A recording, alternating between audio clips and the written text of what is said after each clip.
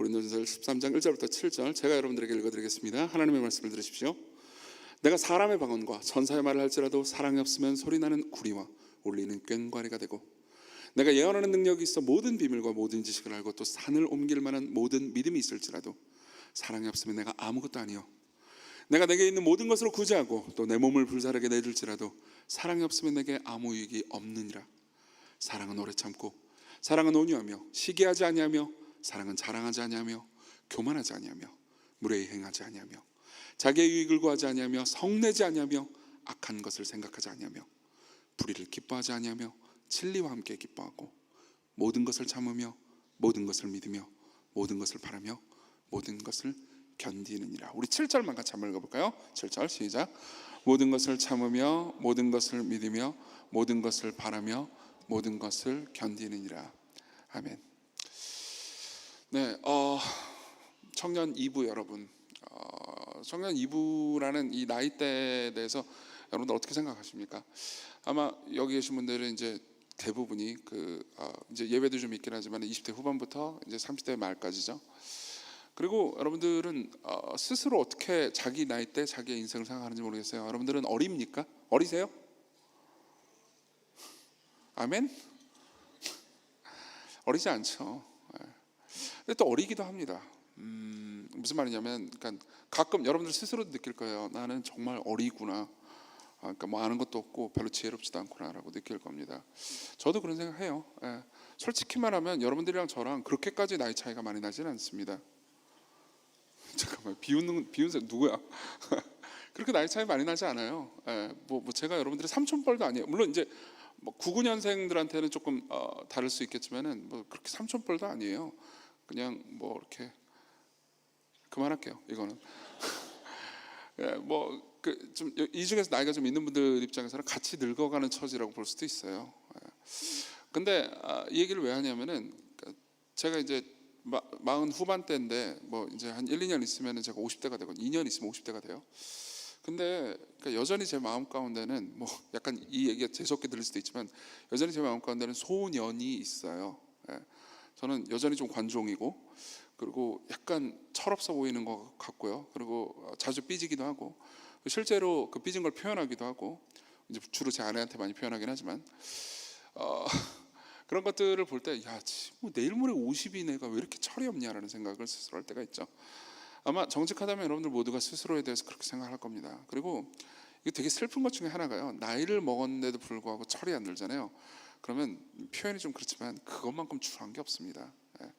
제가 나이를 먹었는데도 불구하고, 그리고 이제 앞으로 더 먹어가는데도 불구하고 계속해서 자기중심적이고 성품상 뭐라 그럴까, 모난 데가 되게 많고 그게 성장하지 못하는 모습을 보이잖아요. 그럼 여러분들은 저를 보면서 굉장히 많이 실망할 겁니다. 사실은 교회 목사가 뭐 웬만하면 모든 걸 다 잘하는 게 좋겠죠. 근데 모든 걸 잘할 수는 없잖아요. 그리고 목사도 죄인이기 때문에 사람들을 실망시키고 괴롭게 합니다. 근데 그 과정 중에서 그래도 제일 슬픈 거는 뭐냐면, 시간이 지나면 성숙해가는 모습을 보여야 하잖아요. 실제로 디모데 전서에서 사도 바울도 디모데한테 그런 요구를 하거든요. 성숙해지라고요. 그리고 너의 성숙함을 모든 사람으로 하여금 알게 하라.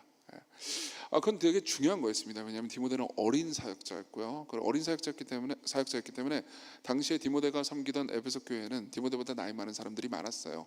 그리고 그 나이 많은 사람들에게 업신여김을 받지 않도록 하라라고 한편으로 이야기하면서 또 다른 한편으로 성숙함을 나타내게 하라라고 말하죠. 근데 저도 시간이 지나면서 제 성품이, 인격이 성숙해가는 모습을 여러분들에게 보여주지 않잖아요. 그러면 저도 되게 그러니까 추하기도 하고요, 생각해보면. 그리고 여러분들을 실망시키기도 할 거고요. 그리고 제 목회에서도 큰 고통이 될 겁니다. 그러니까 여러분들의 개인의 인생도 마찬가지예요. 여러분들 개인의 인생이 시간이 지나서 성숙해지지 않잖아요.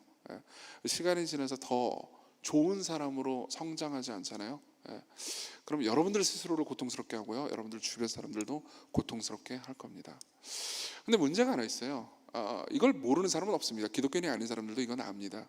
근데도 불구하고, 그러니까 기독교인이 아닌 사람들도 때로는 나이를 먹으면서 성숙해가는 모습을 보일 때가 있습니다. 근데 그냥 성숙해가는 것처럼 보이는 것과 사랑이 많은 사람이 되는 거는 좀 다른 것 같아요. 왜냐하면 사람들이 사회화가 되거든요. 저는 사람들이 일설에 하는 말 중에서, 그러니까 인간의 남변에, 그 말을 안 믿습니다. 저는 그 말을 별로 진짜 안 좋아합니다. 물론 그러니까 여러분들이 볼 때 와, 저 인간은 10년, 20년이 지나도 저모양 저꼴이다라고 생각하는 사람들이 분명히 있을 거예요. 그런 측면에서 인간은 안 변해라는 말이 맞는 것처럼 느껴지기도 하죠. 그렇지만 변치 않는 분은 하나님밖에 없어요. 인간은 다 변합니다. 정확히 말하면 악화되죠. 악화됩니다. 나이가 먹었는데 악화되는 걸 보면서 아이고 저 인간 10년이 지나도 똑같아 이렇게 표현할 뿐이에요. 우리는 둘 중에 하나밖에 없습니다. 악화되든지 성화되든지. 분명히 둘 중에 하나밖에 없는데, 그러니까 삶에서 보면요, 둘 다도 아닌 것처럼 느껴지는 상태가 있어요. 악화도 아니고 성화도 아니고, 저건 사회화돼가지고 그래도 그냥 인간 사람들끼리 대충 잘 살고 뭐 돈도 벌고 그냥 자기 자리 찾아가지고 사는 것처럼 보이지만, 실제로 저 사람 곁에서 내가 누리고 즐거워하는, 저 사람으로부터 충만한 무언가를 받는 것 같은 느낌이 아니다, 그런 사람들도 있죠. 대체로 그런 사람이 되는 것을 지향하기도 합니다. 왜냐하면 삶을 살다 보면 여러분 손해보기 싫잖아요. 사랑이 많은 사람이 되면요 손해를 봐요. 그리고 여러분들이 살아가는 삶에서요, 손해를 보는 삶이야말로 여러분들은 망하는 삶이라고 훈련받으면서 산단 말이에요. 사회의 모든 문화가 여러분들 그렇게 훈련시킵니다. 그렇기 때문에 성경에서 이야기하는 사랑이 충만한 사람, 사랑을 할 줄 아는 사람이 되는 것은 어떤 의미에서 문화에 반하는 것일 겁니다. 그리고 여러분들은 그 문화를 따르고 싶고, 그러니까 성경의 문화 말고 세상의 문화를 따르고 싶고요, 성경의 문화에 대해서 거부감과 머뭇거림이 있을 수 있어요. 그렇지만 제가 여러분들에게 약속을 드리죠. 저도 그런 약속을 실천하기 위해서 노력할 거고요, 여러분들에게 이런 다짐을 드리죠. 여러분, 저는 목표를 그냥 괜찮은 사회화된 목사로 삼지 않을 겁니다. 저는 사랑하는 사람이 되고 싶습니다. 그리고 저는 그렇게 사랑하는 사람들을 본 적이 있습니다. 자기를 희생하고 그리고 그리스도를 바라보면서 이 땅에서 받을 상이 자기에는 별 큰 의미가 없고, 마지막 날에 그리스도께서 잘하였도다 착하고 충성된 종아 라고 말씀하신 그 상 있잖아요. 그 상이 자신의 유일한 소망인 사람들, 저는 그런 사람들을 본 적이 있습니다. 그런 사람들의 섬김을 받은 적이 있고요. 그래서 저는 그런 사람이 되고 싶습니다. 그리고 그런 사람만큼 매력적인 사람은 없습니다. 그런 사람만큼 이 세상을 변화시키는 사람도 없습니다. 그런 사람만큼 자신의 가족과 속한 공동체와 그리고 자기 자신, 가까운 사람들을 변화시키는 사람도 없어요. 저는 제가 그런 사람이 되고 싶습니다. 저는 그냥 사회화된 괜찮은 쿨한 목사가 되고 싶지 않습니다. 저는 피와 살이 튀기는, 사람들을 사랑하는, 그리고 그로 인해서 세상을 변화시키는 하나님의 손길의 일부가 되고 싶습니다. 그렇게 약속을 드림과 동시에 저는 여러분들에게 제안을 하고 싶습니다. 여러분들도 그런 사람이 되어주시길 바랍니다. 저는 여러분들이 그냥 쿨한 크리스천 혹은 쿨한 사람으로 남는 것이 이렇게 표현하기가 싫습니다. 저는 그거 싫습니다. 저는 제 목양의 열매가 겨우 그 정도가 되는 게 싫습니다. 저는 시건교회가 겨우 그 정도가 되는 게 싫습니다. 저는 시건교회가 사랑하는 사람들이 됐으면 좋겠습니다. 그래서 정말로 성숙한 매력적인 공동체가 되길 바랍니다. 우리 모두가 진도가 다 같을 수는 없을 겁니다. 우리 모두가 다 같은 방식일 수는 없을 겁니다. 하지만 여러분들이 그렇게 성장했으면 좋겠어요. 그런 의미에서 고린도전서 13장은 이번 한 달 8월 내내 저의 묵상거리가 됐습니다. 아마 내년쯤 해가지고 이걸 좀 길게 풀어야겠다는 생각을 해요. 근데 길게 풀기 전에 그냥 맛보기로 두 가지 얘기만 여러분들에게 해드리도록 하겠습니다. 본문을 1절부터 7절까지 묵상하면서요, 제가 하나는요 사랑의 필요성에 대해서 여러분들에게 말씀드릴 수 있을 것 같아요. 그리고 또 하나는요 사랑이란 무엇인지에 대해서 여러분들에게 말씀드리려고 합니다. 자, 먼저 사랑의 필요성부터 출발해보죠. 1절부터 3절 볼게요. 내가 사람의 방언과 천사의 말을 할지라도 사랑이 없으면 소리나는 구리와 울리는 꽹과리가 되고, 내가 예언하는 능력이 있어 모든 비밀과 모든 지식을 알고 또 산을 옮길 만한 모든 믿음이 있을지라도 사랑이 없으면 내가 아무것도 아니요, 내가 내게 있는 모든 것을 구제하고 또 내 몸을 불사르게 내줄지라도 사랑이 없으면 내게 아무 유익이 없느니라. 자, 이 말은요 상당히 충격적인 말입니다. 왠지 아십니까? 한번 생각해 보세요. 여러 가지 은사들이 있죠. 그리고 그 은사들을 가지고 남을 위해서 쓰는 사람이 있다고 합시다. 그럼 누구나 저 사람은 정말 사랑이 많은 사람이군 이라고 말할 겁니다. 한번 상상해 보십시오. 제가 병건이가 있는데, 병건이 형 제 앞에 있어요. 병건이 안녕? 그죠? 병건이가 있는데 병건이가 정말 빚에 허덕이고 시달리고 있어요. 막 빚이 얼마라고 할까? 진짜 빚 있는 거 아니요? 없어요? 빚이 뭐 한 10억이라고 할까? 10억에 시달리고 있는데 제가 제 몸을 불살라가지고 10억 없긴 하지만 10억 해가지고 딱 갚아줬다고 해보세요. 그러면 병곤 형제는 제가 병곤 형제를 사랑한다고 느낄까요? 안 사랑한다고 느낄까요? 여러분들은 어떻게 생각하세요? 제가 그렇게 해주면 저는 병건이를 사랑하는 겁니까? 안 사랑하는 겁니까? 라고 느낄 수 있잖아요. 그죠? 근데 3절 다시 한번 읽어볼까요? 같이. 자, 시작. 내가 내게 있는 모든 것으로 구제하고 또 내 몸을 불사르게 내줄지라도 사랑이 없으면 내게 아무 이익이 없느니라. 제가 알기로 모든 종교 문서와 모든 철학 문서에서 이런 식으로 기록된 글은 없습니다. 정말 많은 사람들이 뭐 기독교의 성경이나 뭐 다른 철학 문서랑 그냥 사랑하자, 그냥 똑같은 얘기 아니야? 모든 종교가 다 그런 얘기 아니야? 라고 생각하지만 이런 문장은 존재하지 않습니다. 대체로 빚을 다 갚았어, 그럼 사랑이지, 이렇게 얘기해요. 많은 사람들은 이렇게 말합니다. 사랑은 행동입니다. 당신이 행동하지 않으면 사랑이 없는 겁니다. 맞아요. 사랑에 그렇게 말해놓고 아무것도 주지 않으면 사랑이 없다고 말할 수 있겠죠. 그렇지만 성경은 이렇게 말합니다. 사랑해 그러면서 무언가를 주어도 사랑이 없을 수 있다고요. 많은 사람들이 이렇게 말합니다. 사랑은 행동으로 증명하는 거야. 아니요, 사랑은 행동으로도 증명되지 않습니다. 사랑은 어떤 의미에서는 그 어떤 걸로도 증명할 수 없습니다. 사랑은 사랑으로만 증명되죠. 행동이 없으면 사랑이 없습니다. 행동이 있어도 바울은 말합니다. 사랑이 없을 수 있습니다. 이건 진짜 충격적인 개념이죠. 실제로 고린도전서를 연구하는 모든 학자들은 이 지점에 대해서 이 1절부터 3절이 바울 자신의 자전적인 이야기라고 말합니다. 바울을 한번 생각해 보십시오. 바울은 회심하고 나서, 젊은 날에 회심하고 나서 자신의 삶 전체를 교회를 위해서 드렸습니다. 그리고 주님을 위해서 드렸죠. 실제로 정말 많은 곳을 돌아다니면서요, 복음을 전하고 교회를 개척했습니다. 그 가운데서 자신의 건강도, 자신의 재산도, 자신의 열정도 다 희생하면서 상하면서 썼죠. 누구나 바울을 보면서 말했을 겁니다. 우와, 바울같이 사랑이 많은 사람은 없어. 바울같이 하나님을 사랑하고 이웃을 사랑하고 말씀을 사랑하는 사람은 없어. 그렇게 말했을 수도 있습니다. 근데 바울이야말로 알고 있어요. 바울은 자기 속을 스스로 들여다볼 수 있는 사람, 즉 자기 객관화가 가능한 사람입니다. 바울은 말씀을 통해서 자기 자신을 볼 수 있는 사람입니다. 그리고 생각하는 거죠. 내가 모든 것을 불사르게 내어줄 정도로 사람들을 사랑해 본 적이 바울이 있겠어요, 없겠어요? 있죠. 근데도 불구하고 자기는 아는 거예요. 내가 사랑을 한 게 아니네. 물론 제가 바울급은 아닙니다만 저는 바울의 심정을 어느 정도는 이해할 수 있을 것 같습니다. 한번 생각해 보십시오. 시건교회를 제가 2011년도에 개척하고 지금까지 왔습니다. 15년이 넘었어요. 제가 교회를 사랑했을까요, 안 사랑했을까요? 말 좀 해봐. 사랑했겠죠. 제가 희생을 했을까요, 안 했을까요? 아이스크림 먹잖아요. 희생하겠죠. 희생했습니다. 근데 솔직히 한번 말해볼까요? 제가 여러분들을 정말로 사랑해서 아이스크림을 사주는 걸까요? 아니면 여러분들을 돌아다니면서, 이제 담임 목사니까 이렇게 시찰 하노라 그러면서 아이스크림을 사주면서 여러분들을 정무적으로 관리하는 걸까요? A일까요, B일까요? 전자예요, 후자예요? 전자예요. 후자일 수도 있죠. 무슨 말인지 이해되십니까?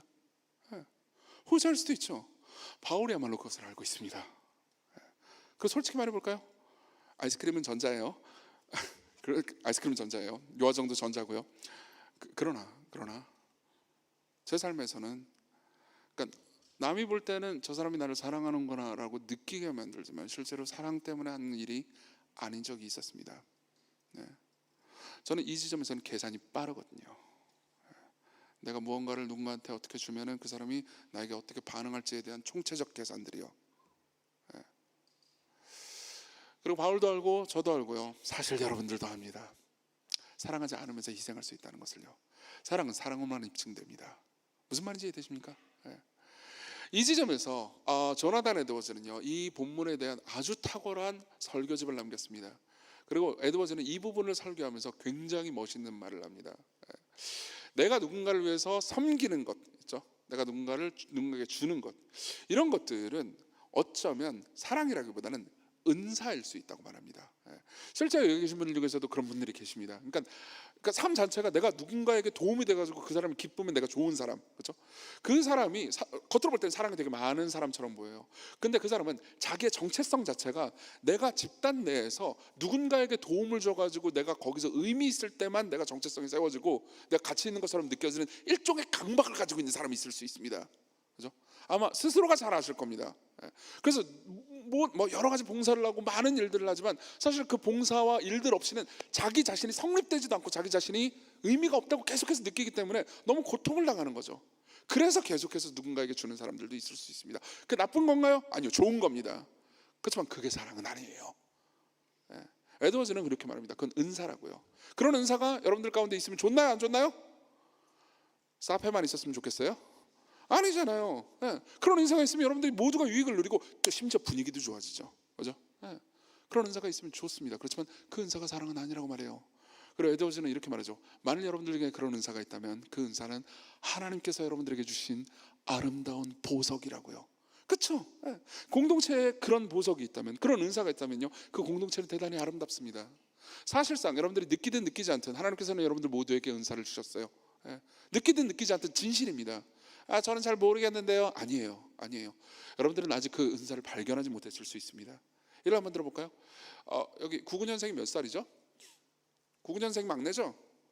99년생 몇 살이에요? 8?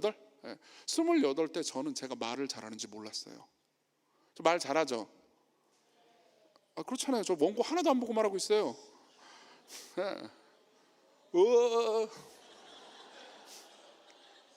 그죠? 그건 은사예요. 저는 그 은사가 28때는 있는지 몰랐어요. 그때는 제가 앞에 나가서 무슨 말을 하거나 뭘 할 때는 원고를 쳐다보면서 말했거든요. 그리고 되게 많이 배웠습니다. 그리고 시간이 지나고 나서 그 개념들을 종합해가지고 말하는 것을, 물론 발전한 것도 있죠. 노력한 것도 있습니다. 근데 타고난 면들도 있습니다.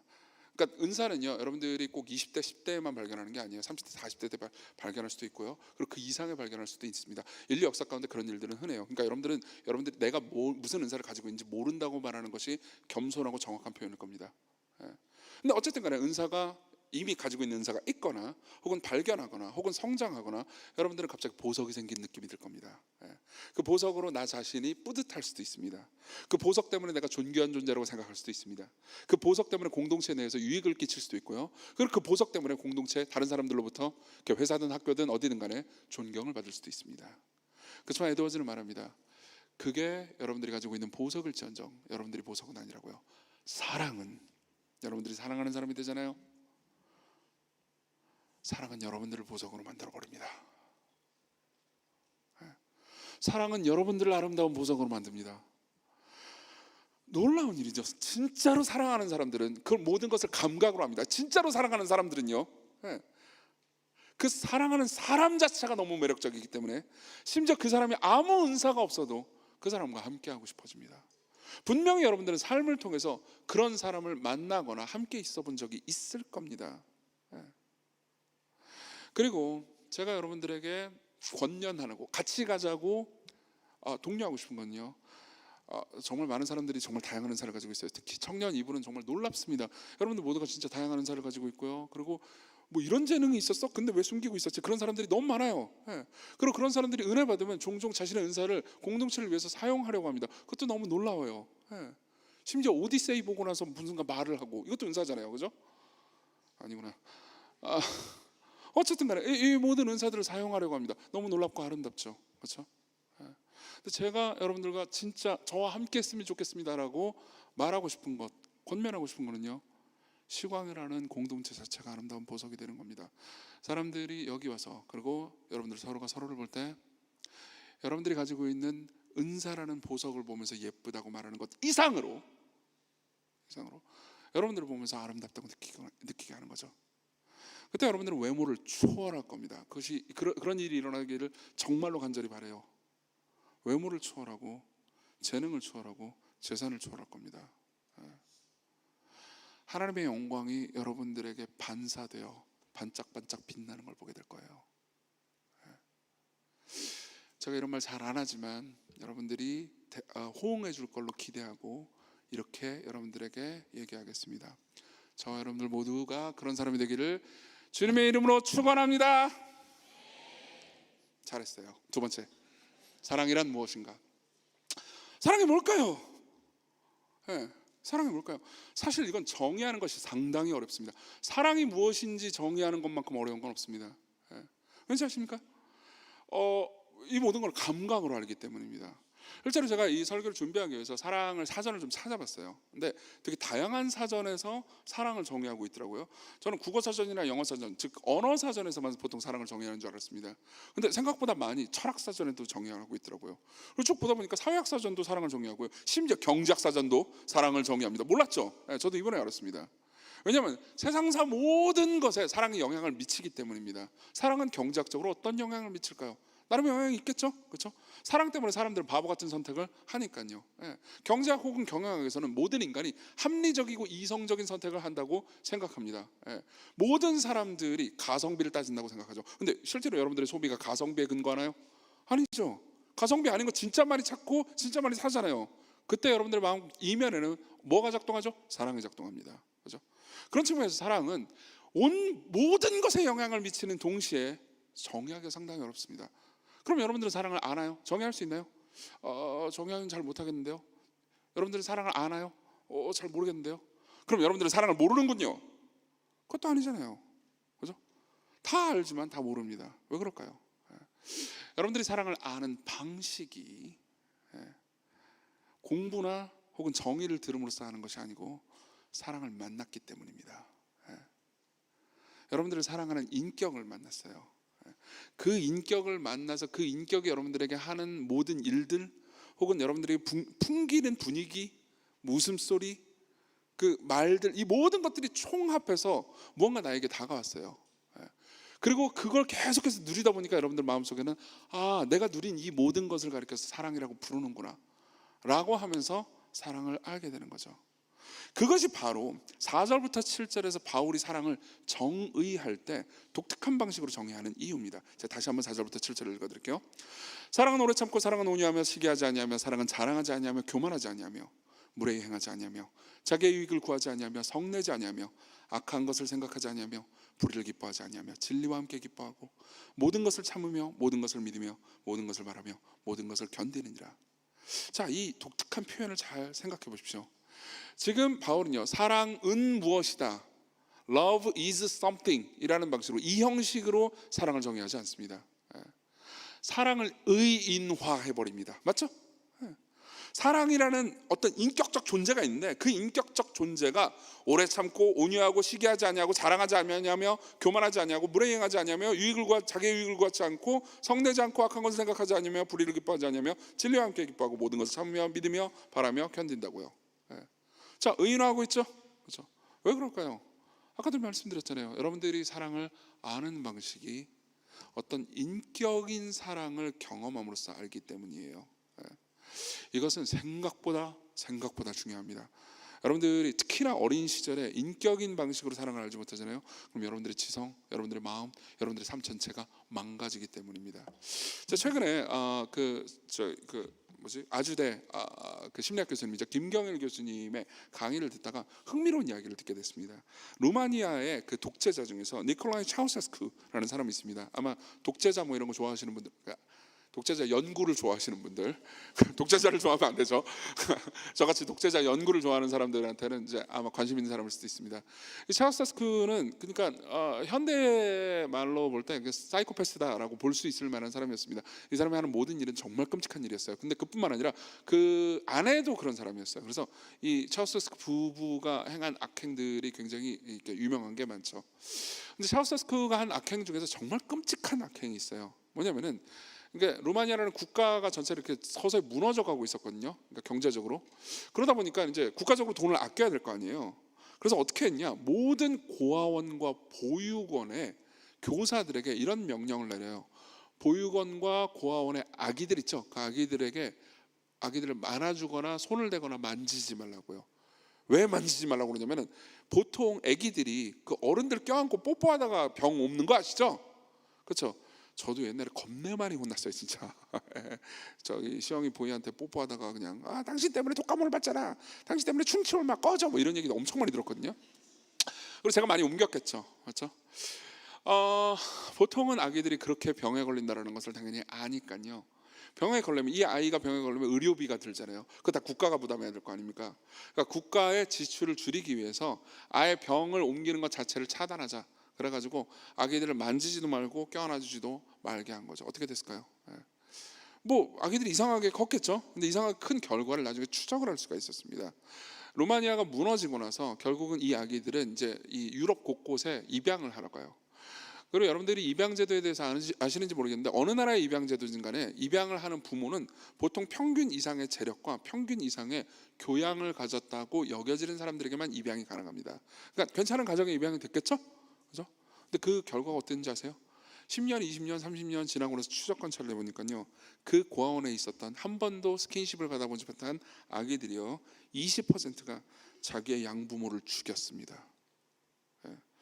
그리고 3분의 1이 형제들에게 1급 이상의 장애를 입혔죠. 극도로 폭력적이었다는 거예요. 끔찍하지 않습니까? 이것 때문에 누가 잘못했고 누가 잘했고 뭐 이런 얘기를 하고 싶은 게 아닙니다. 여러분들은 여러분들이 생각하는 것 이상으로 사랑을 갈구하는 존재라는 겁니다. 저도 그렇고 여러분들도 그렇고요. 이 중에서 T라 하더라도 나는 사랑 그런 거 필요 없어 라고 생각하는 사람이라 하더라도요, 저는 아침에 일어날 때마다 아내에게 말합니다. 안아줘. 진짜예요. 아내는 말합니다. 꺼져. 자 보세요. 40대 후반에 중년 남성, 그리고 T, 딱히 그렇게 막 스킨십이나 이런 거 갈구하지 않는 성격인데도 불구하고 제 마음속 깊은 곳에서는 누군가 저를 계속해서 안아주기를 바라는 마음이 있다고요. 승인해 주기를 바라는 마음, 악수해 주기를 바라는 마음, 제가 누군가한테 인사했을 때 그 사람이 나를 향해서 웃어주기를 바라는 마음, 그게 인간 본성이라고요. 왜요? 여러분들 모두는 하나님의 형상을 따라 지음받았고 하나님이 원래 그 안에서 행복하신 분이기 때문입니다. 그렇기 때문에 여러분들은 사람들의 사랑을 필요로 합니다. 그리고 그것은 여러분들 모두에게 의무를 줍니다. 여러분들이 이 공동체, 이 공동체 안에서 행복하고 싶다면요, 여러분들은 서로를 향해서 손을 뻗어 주셔야 됩니다. 안아주라는 의미는 아니에요. 동성끼리는 안아주세요. 이성끼리 그거 하지 마세요. 웃어주고 기뻐해주고 사랑해주고 그 안에서 여러분들이 변화될 수 있습니다. 그렇지 않으면 여러분들의 영혼은요, 이 공동체 내에서 망가질 수 있습니다. 하지만 그것이 전부는 아닙니다. 우리 가운데 사랑이 있도록 하기 위한 것이 그것이 전부는 아니에요. 왜냐하면 여러분들이 계속해서 서로를 향해서 사랑해주고 안아주려면요, 외부에서 공급되는 또 다른 사랑이 필요하거든요. 사랑은요, 일종의 자선사업과 같습니다. 자선사업가는 퍼줄 수 있지만 누군가 후원자가 없으면 아무것도 퍼줄 수 없습니다. 맞죠? 우리 교회도 NGO 다니는 친구들이 많이 있죠. NGO는 돈을 가난한 사람들에게 쓰죠. 그렇죠? 막 자기 것인 양 막 씁니다. 왜 그럴까요? 후원자가 있기 때문이죠. 무슨 말이냐면 여러분들이 누군가를 사랑해 주려면, 그리고 이 공동체 내에서 제가 여러분들을, 교역자들이 여러분들을, 그리고 여러분들 서로가 뭐 조장이 여러분들을, 임원들이, 그리고 여러분들이 조장들과 임원들과 교역자들을 사랑하고 섬기기 위해서는 외부에서 공급되는 공동체적 사랑을 충만하게 하는 후원자적 사랑이 필요하다고요.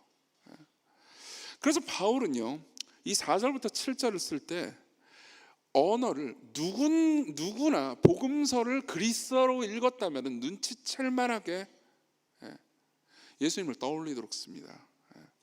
실제로 고린도전서를 연구하는 모든 학자들은요, 이 지금 4절부터 7절에 이르는 사랑의 의인화의 주인공을 예수님으로 봅니다. 한번 생각해 보십시오. 예수님이야말로 오래 참고 온유한 분입니다. 그러면 스스로도 나는 온유하고 마음이 겸손하니 라고 말씀하실 정도였죠. 그리고 그분의 모든 삶들을 보잖아요. 그리고 그분이 하나님이라는 걸 생각하잖아요. 그럼 그분만큼 온유한 사람은 없었습니다.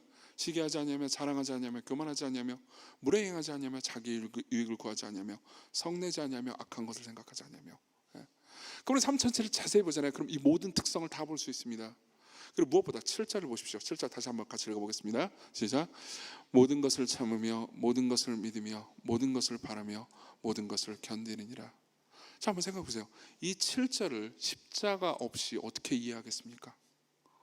십자가에서 그러면 가장 가혹한 인간의 공격을 받으면서 자신을 공격하는 그 인간을 사랑하실 때 모든 것을 참으며, 모든 것을 믿으며, 모든 것을 바라시고 모든 것을 견디셨습니다.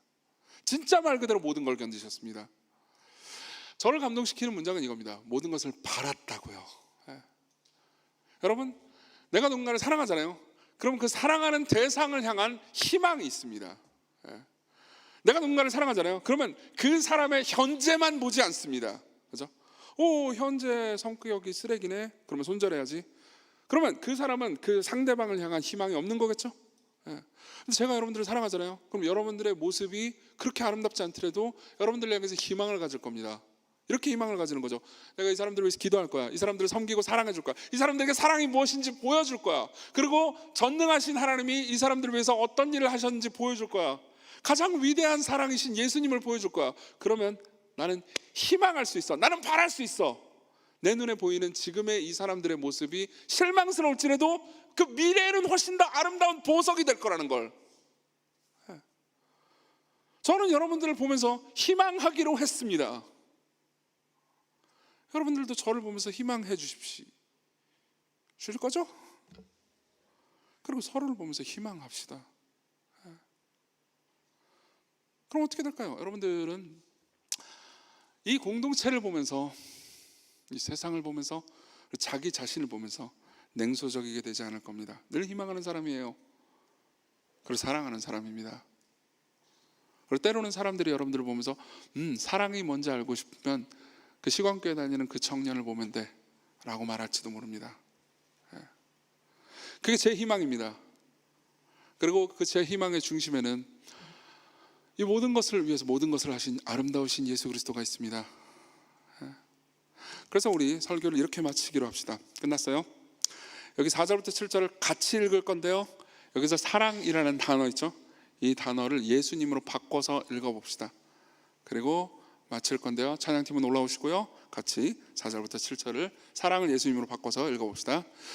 예수님은 오래 참고, 예수님은 온유하며 시기하지 아니하며, 예수님은 자랑하지 아니하며 교만하지 아니하며 무례히 행하지 아니하며 자기의 유익을 구하지 아니하며 성내지 아니하며 악한 것을 생각하지 아니하며 불의를 기뻐하지 아니하며 진리와 함께 기뻐하고 모든 것을 참으며 모든 것을 믿으며 모든 것을 바라며 모든 것을 견디느니라.